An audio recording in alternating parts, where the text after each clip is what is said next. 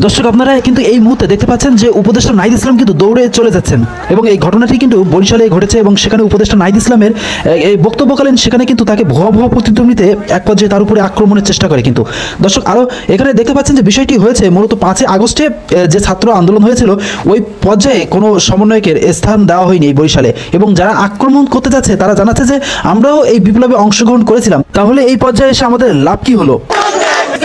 মূল কারণ হচ্ছে আজকে দেখছেন এই আন্দোলন প্রায় 7 মাস হয়ে গেছে, অথচ এই বরিশালে কোন নেতৃবৃন্দ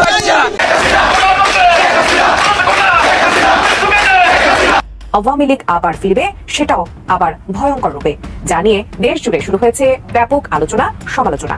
ওয়াকার সাহেব হাসনাত এবং সার্জিসকে প্রস্তাব দেয় ঠিক দুপুর 2টা 30 মিনিটে।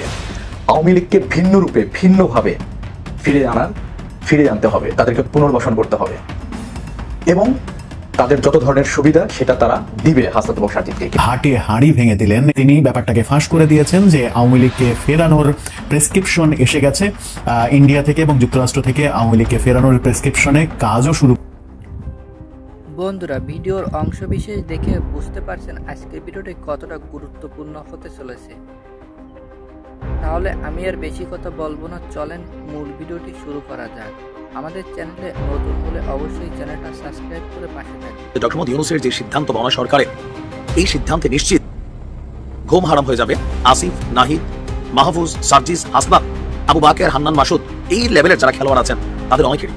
আর এই ঘুম হারাম করার পেছনে 2টা সিদ্ধান্ত খুবই প্রবলভাবে তাদেরকে ইফেক্ট করতে যাচ্ছে। একটা হচ্ছে আওয়ামী লীগকে নিষেধের কোনো পরিকল্পনা সরকারের নেই, তবে অপরাধী যারা তাদের বিচার হবে, এটা তাদের জন্য একটা বড় ধাক্কা। এই ধাক্কার পরপর আরেক ধাক্কা আসতেছে যে এনসিপি এই স্বল্প সময়ে রাজনৈতিক দল গঠনের আগে এবং পরে বাংলাদেশের প্রত্যেকটা বড় যে রাজনৈতিক দল আছে, বিশেষ করে বিএনপি, তাদেরকে যথেষ্ট খোঁচাই ফেলছে। আপনি ফেসবুকে এখন যখন দেখবেন সমন্বয়কের যে কোনো পোস্টে 1,500 5,000 কমেন্ট হোক, এর মধ্যে 30% 40% কমেন্ট কিন্তু বিএনপি এবং জামাতের নেতাকর্মীদের আছে, বাকিগুলো আওয়ামী লীগের হতে পারে। কেন? ওই যে জনাব তারেক রহমান সহ বিএনপি সহ জনাব বেগম খালেদা জিয়ার বাসার সামনে থেকে একটা বালুর ট্রাক যে বিএনপি চলাতে পারে নাই, একটা ব্যানার ধরার জন্য 6 জন লোক পায় নাই, এরা যখন এই ধরনের অধ্যত্বপূর্ণ কথা বলছে, স্বাভাবিকভাবে বিএনপি বিষয়গুলোকে হজম করে নাই।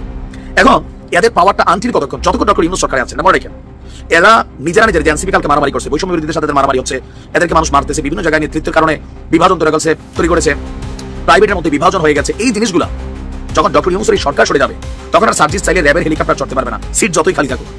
চাইলে এদের জন্য সরকারি পাস রিকুইজিশন করে এদের পার্টি প্রোগ্রামে আসবে না, চাইলে এদেরকে পেছন থেকে বড় লোকেরা টাকা করে দেবে না, তখন এরা রাজনৈতিক কর্মকাণ্ড মুক্ত হয়ে পড়বে। আর এর মাঝখানে বড় ধাক্কা হচ্ছে আপনার সরকার এখন পর্যন্ত ব্যর্থ, একদম টোটালি ব্যর্থ। আপনারা যদি এখন পর্যন্ত বাংলাদেশে শান্তি ফিরিয়ে না আনতে পারেন, কিংবা আপনাদের সমন্বয়ক বা উপদেষ্টা যে বাজার আছে তারা যদি নিজেদের ভিতরে আপনার কামড়াকামড়ি বা লুটপাট বন্ধ না করে, তাহলে আমরা ক্ষমতা হাতে নিতে বাধ্য হব। আসলে এই প্রেসার ক্রিয়েটটা কেটা করে? জাতিসংঘ থেকে ডিরেক্ট আমাদের বাংলাদেশের সেনাপ্রধান মিস্টার ওয়াকারকে করে, যে সম্পূর্ণ কিছু তাহলে তো আপনার দায়ভার তো মিস্টার ওয়াকারকে মনোনয়ন করা হবে। আর এই ওয়াকারও কিন্তু পার পেয়ে যাবে না, কারণ আমাদের বাংলাদেশে যে একটা জঙ্গি হামলা হয়েছে বা প্রতিনিয়ত যদি আপনি দেখেন এখন বর্তমান জঙ্গিরা মানে আপনার ইলিয়াস থেকে বা পিনাকি যে বাজার আছে, দেখবেন এরা বর্তমান নিজেদের ভিতরে মনে করেন কামড়াকামড়ি শুরু হয়ে গেছে। আজকে অরে নিয়ে কথা বলে, কালকে বলে অর মুখোশ উন্মোচন করে, কালকে অর মুখোশ উন্মোচন করে, মানে কে কার মনে করেন মুখোশ বর্তমান উন্মোচন করবে জাতির সামনে, তারা নিজেরাই মনে করেন কামড়াকামড়ি শুরু হয়ে গেছে। কারণ বর্তমান এই অন্তর্বর্তীকালে সরকারের যে বা যারা উপদেষ্টা আছে তারা প্রত্যেককে মনে করেন লুটপাটে ব্যস্ত, প্রত্যেককে। এবং এটা নিয়েই যারা নাকি বিদেশ থেকে প্রতিনিয়ত বাংলাদেশকে অস্থিতিশীল করার চেষ্টা করছে, তারা আসলে ওইভাবে আপনার যে ভাগ আছে, যে একটা পাত আছে, সেটা আসলে সমানভাবে মনে হয় পাচ্ছে না। এটার জন্যই একের পর এক একজনে তাদের মুখোশ উন্মোচন করা মনে করেন শুরু করে দিয়েছে। তবে দেখার বিষয় হচ্ছে আমেরিকা থেকে নতুন কোনো বার্তা কি এসেছে বর্তমান উপদেষ্টা সরকারের কাছে? সেই বার্তার মধ্যে এমন কি এসেছে যে বেশ কিছু শর্ত দেওয়া হয়েছে, অন্তত 2টো বড় শর্ত দেওয়া হয়েছে, যে শর্তগুলো পূরণ করতে হবে তবেই যুক্তরাষ্ট্রের মনোভাব পরিবর্তন হবে। যুক্তরাষ্ট্রের মনোভাব একেবারে পরিষ্কার করেছেন তুলসী গ্যাবার্ড ভারত সফরে এসে এনডিটিভি ওয়ার্ল্ডের সঙ্গে সাক্ষাৎকারে বাংলাদেশ সম্পর্কে যে সকল কথা বলেছেন, তাতে বাংলাদেশের সরকার একটু নড়ে চড়ে বসেছে। সরকার এর আগে যে ব্যাপারগুলোতে খুব একটা গুরুত্ব দিচ্ছিল না, সেই ব্যাপারগুলোতে অনেক বেশি সিরিয়াস হয়েছে। বিশেষ করে জঙ্গিবাদের ব্যাপারে, জঙ্গিবাদ নির্মূল করতে হবে, জঙ্গিদের ধরতে হবে, অ্যারেস্ট করতে হবে, জেলে পাঠাতে হবে, যে সকল জঙ্গিকে মুক্তি দেওয়া হয়েছিল তাদেরকে আবারও ধরতে হবে। সেরকম শর্তের পাশাপাশি ইনক্লুসিভ নির্বাচনের কথা কি সামনে আনা হচ্ছে।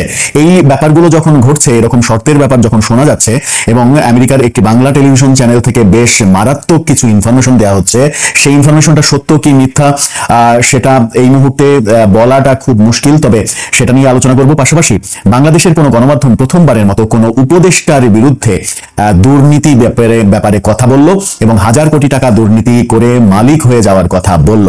এটা বাংলাদেশের গণমাধ্যমের গত 7 মাসের যে ক্যারেক্টারাইজেশন সেখান থেকে একটু ব্যতিক্রমী মনে হলো। আমেরিকার প্রসঙ্গ একটু পরে বলি, যেহেতু সেটা মূল আকর্ষণ। তার আগে বাংলাদেশের গণমাধ্যমের কথা বলি। বাংলাদেশের গণমাধ্যম প্রথমবারের মতো কোনো উপদেষ্টার বিরুদ্ধে দুর্নীতির অভিযোগ ব্যাপারে অনুষ্ঠান প্রচার করলো। 21 টেলিভিশন মালিকানা আবারও পরিবর্তন হয়েছে। 5 আগস্টের পরে সাবেক মালিক আব্দুল সালাম আবারও এসে 21 টিভির দখল বুঝে নিয়েছেন। 21 টিভিতে এক সময় কাজ করতেন আমেরিকায় থাকা আলোচিত সমালোচিত যে সাংবাদিক ইলিয়াস হোসেন। তিনি নানা কারণে জনপ্রিয়, আবার নানা কারণে বিতর্কিত, সেই আলোচনায় যাচ্ছি না। তবে তিনি যে জনপ্রিয় এটা অস্বীকার করার কোনো উপায় নেই। তিনি 21 টেলিভিশনের একটি অনুষ্ঠানে উপস্থিত হলেন। সেই অনুষ্ঠানেই বলা হলো উপদেষ্টা আসিফ নজরুলের দুর্নীতির খবর। ইলিয়াস হোসেনের একদিন আগেই আমরা দেখেছি আসিফ মাহমুদ সম্পর্কে ফেসবুক পোস্ট। আসিফ মাহমুদের দুর্নীতি, স্থানীয় সরকার মন্ত্রণালয় নিয়ে ঢাকার উত্তর সিটি কর্পোরেশনের ওয়ার্ড কাউন্সিলরদের পরিবর্তে যে প্রশাসক নিয়োগ, 129 জন প্রশাসক নিয়োগ হবে, সেই ইন্টারভিউ হচ্ছে এবং নাগরিক পার্টির তত্ত্বাবধানে এটা হচ্ছে। আসিফ মাহমুদ এটা তদারকি করছেন। সেখান থেকে কারো কাছ থেকে 50 লাখ, কারো কাছ থেকে 1 কোটি 2 কোটি টাকা পর্যন্ত নেওয়া হচ্ছে, এরকম একটা স্ট্যাটাস দিয়েছিলেন ইলিয়াস হোসেন। তারপরে আমরা গতকালকে দেখেছি ইলিয়াস হোসেনের ফেসবুক পেজ গায়েব হয়ে গেছে। তাকে আর ফেসবুকে পাওয়া যাচ্ছে না, তার পেজটি পাওয়া যাচ্ছে না। কে বা কারা ফেসবুক পেজ নষ্ট করলো সেটা এই মুহূর্তে বলা অসম্ভব। তবে অনেকে ফেসবুকে এটাও লেখালেখি করছেন যে উপদেষ্টা সম্পর্কে এরকম স্ট্যাটাসই ইলিয়াস হোসেনের কাল হলো। এর ফাঁকেই আবার 21 টেলিভিশনের অনুষ্ঠানে আসিফ নজরুল সম্পর্কে ভয়াবহ কথা বললেন আসিফ নজরুল এরই মাঝে আইন মন্ত্রণালয়ের নানা দুর্নীতি করে হাজার কোটি টাকার বেশি মালিক হয়ে গেছেন। কিভাবে হয়েছেন, কোন কোন ওয়েতে হয়েছেন, কোন কোন জায়গায় দুর্নীতি করেছেন, সেটা নিয়ে তার পরবর্তী ভিডিওতে তিনি বিস্তারিত বলবেন বলে জানিয়েছেন। বাংলাদেশের কোনো গণমাধ্যম এই খবরটা প্রচার